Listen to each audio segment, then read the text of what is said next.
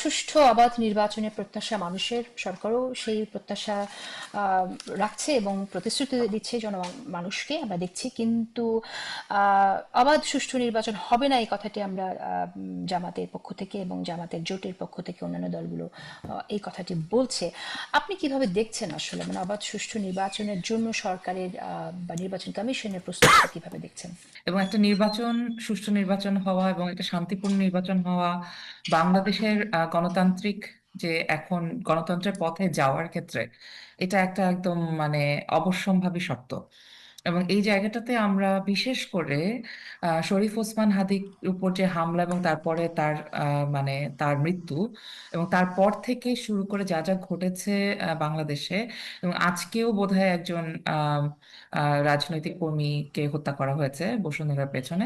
মানে এটা প্রায় প্রতিদিনকার ঘটনাই হয়ে দাঁড়াচ্ছে। মানুষকে মেরে পুড়িয়ে দেয়া ইত্যাদি থেকে শুরু করে আইন শৃঙ্খলার পরিস্থিতি আমরা খুবই খারাপ দেখছি।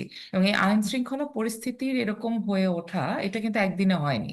এই 15-16 মাস ধরে আমাদের অন্তর্বর্তী সরকারের যে স্বরাষ্ট্র মন্ত্রণালয় এবং তারা যেভাবে আইন শৃঙ্খলা পরিস্থিতিকে ডিল করেছে, প্রতিটা ক্ষেত্রে আমরা দেখেছি যে তাদের অদক্ষতা অথবা অনিচ্ছা খুব পরিষ্কার ছিল। এবং আমরা সেই মানে মাজার ভাঙচুর থেকে শুরু করে বাউলদের উপর আক্রমণ, নারীদের উপর আক্রমণ, এবং এবং সেটা ধরেন পলিটিক্যাল অ্যাক্টিভিস্ট থেকে শুরু করে সাধারণ নারী সকলের, এবং যারা মিডিয়াতে আছেন তাদের প্রত্যেকের উপর যে ধরনের আক্রমণ হয়েছে, তার কোনো কিছুর পেছনেই মানে কোনো কিছুর ক্ষেত্রেই আমরা দেখিনি যে কোনো ব্যবস্থা নেওয়া হয়েছে।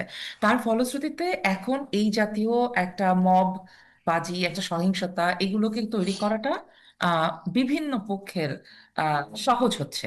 এবং এটা কিন্তু আমাদের এই আইন শৃঙ্খলা না থাকা বা জননিরাপত্তা না থাকা, এটা যে কোনো ইলেকশন শুধু না, যে কোনো সাধারণ সময়েও এটা মানুষকে বাইরে যেতে, বিশেষ করে নারী ভোটারদেরকে বাইরে যাওয়ার ক্ষেত্রে বা ভোট দিতে যাওয়ার ক্ষেত্রে এক ধরনের ডেটারেন্ট হিসেবে কাজ করতে পারে। এবং এটা খুব জরুরি আমরা যে এটা মাথায় রাখি। কারণ এটা শুধু মানে বিএনপি, জামাত বা এনসিপি বা বামপন্থী রাজনৈতিক দলের প্রশ্ন না, এটা বাংলাদেশের সাধারণ মানুষের প্রত্যেকের কিন্তু এই নির্বাচনে ভোট দেবার, মানে যারা ভোটার তাদের ভোট দেবার রাইট আছে। সুতরাং সেই জায়গা থেকে নিরাপত্তার ইস্যুটা সবচেয়ে বড় ইস্যু। এবং আমি মনে করি না অন্তর্বর্তী সরকার সে বিষয়ে যথেষ্ট গুরুত্বপূর্ণ পদক্ষেপ নিতে পেরেছে, বা তারা এমন কিছু করেছে যে জনমনে স্বস্তি আসে যে না, আমরা বোধহয় শান্তিতে গিয়ে ভোটটা দিতে পারবো। এটা একটা মেজর সমস্যার জায়গা তৈরি করছে। তার সাথে যোগ হয়েছে যে ডেইলি স্টার এবং প্রথম আলোতে যে আক্রমণ হয়েছে, সেই আক্রমণটির এটা শুধু একটা বিল্ডিং পুড়িয়ে দেওয়া বা একটা নিউজ পেপারকে বন্ধ করে দেওয়ার চেষ্টা কিন্তু না। এটা হচ্ছে স্বাভাবিকভাবে আপনাদেরকে পড়তে হবে যে এটা আসলে মানে মত প্রকাশের অধিকার, প্রেসের স্বাধীনতা সবকিছুর উপরে একটা মেজর হামলা। এবং এই হামলার সময় অন্তর্বর্তী সরকারের নিষ্ঠুরতা, তাদের নিশ্চেষ্টতা, এগুলো খুব পরিষ্কার দেখা গেছে। এবং আপনারা যদি নুরুল কবিরের সাক্ষাৎকার শোনেন, কিংবা যারা টেলিস্টারে আটকা পড়েছিলেন তাদের কথা শোনেন, এবং নিশ্চয়ই সাংবাদিকরা সকলেই জানেন যে সরকারের জায়গা থেকে, পুলিশের জায়গা থেকে, আর্মির জায়গা থেকে যে তাৎক্ষণিক ব্যবস্থা নেওয়ার ব্যাপারে যে এক ধরনের নিশ্চেষ্টতা ছিল, সেটা কিন্তু বা নিষ্ক্রিয়তা ছিল, এটা কিন্তু খুব পরিষ্কার। তার মানে অন্তর্বর্তী সরকার শুধু শ্রমিকের আন্দোলনের উপরে গুলি করে মানুষ মেরে ফেলে, শিক্ষকদের আন্দোলনের উপর আক্রমণ করে, কিন্তু কিংবা প্রকৌশলীদের উপর আক্রমণ করে, কিন্তু যখন সত্যি সত্যি প্রয়োজন জননিরাপত্তা, সেখানে সে নিরাপত্তা দিতে পারছে না। সে কারণে নাগরিক হিসেবে আমাদের মনে প্রশ্ন জাগে যে আসলে অন্তর্বর্তী সরকারও কি যথেষ্ট মানে যথেষ্ট চাইছেন, আগ্রহী একটা সুস্থ এবং একটা নিরপেক্ষ নির্বাচন, একটা শান্তিপূর্ণ নির্বাচন? আমার কাছে মনে হয় যে এটা একটা বড় প্রশ্ন হয়ে থাকবে। কারণ অন্তর্বর্তী সরকারও আসলে এই মুহূর্তে যে সরকার রয়েছে সেটাকেও আমার খুব একটা জিনিস বলে মনে হয় না। আমার মনে হয় এখানেও অনেক ধরনের স্বার্থ ঢুকে একে অপরকে নানাভাবে এক ধরনের মানে একটা দ্বন্দ্বমূলক পরিস্থিতি সরকারের ভেতরেও আছে, যেটা আবার নাগরিক হিসেবে আমরা বুঝতে পারছি।